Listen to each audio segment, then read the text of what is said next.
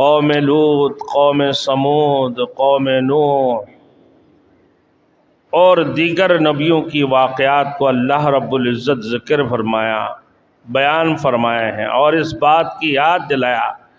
کہ اہل ایمان کے لیے یہ بھی ایک نشانی ہے۔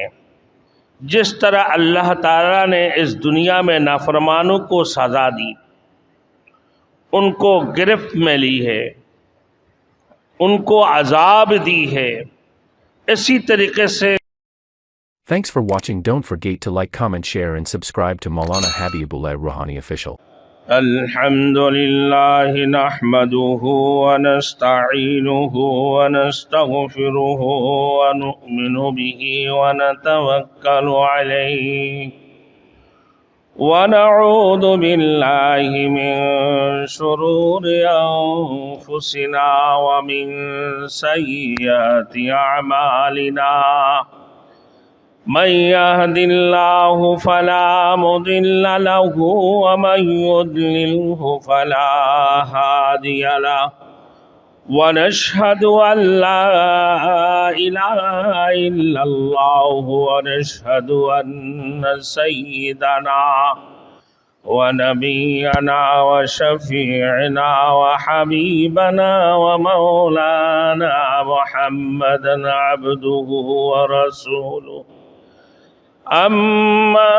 بعد فأعوذ بالله من الشيطان الرجيم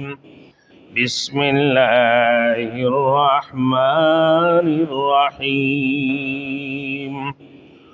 والسماء بنيناها بأيد وإنا لموسعون والأرض فرشناها فنعم الماهدون صدق الله المولانا العظيم۔ میرے محترم دوست بزرگ، حقوق عامت اور جزائے عمل کے سلسلہ میں اللہ رب العزت نے مجرموں کی سزا یابی کے کئی واقعات بیان فرمائے۔ قوم لوط، قوم سمود، قوم نوح اور دیگر نبیوں کی واقعات کو اللہ رب العزت ذکر فرمایا، بیان فرمائے ہیں، اور اس بات کی یاد دلایا کہ اہل ایمان کے لیے یہ بھی ایک نشانی ہے۔ جس طرح اللہ تعالیٰ نے اس دنیا میں نافرمانوں کو سزا دی، ان کو گرفت میں لی ہے، ان کو عذاب دی ہے، اسی طریقے سے آخرت میں بھی اللہ رب العزت ان کو گرفت کرنے پر قادر ہے، ان کو سزا دینے پر قادر ہے۔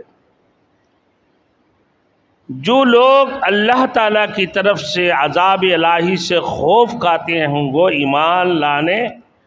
اور نیکی کے کام کرنے کی بھی کوشش کرتے ہیں۔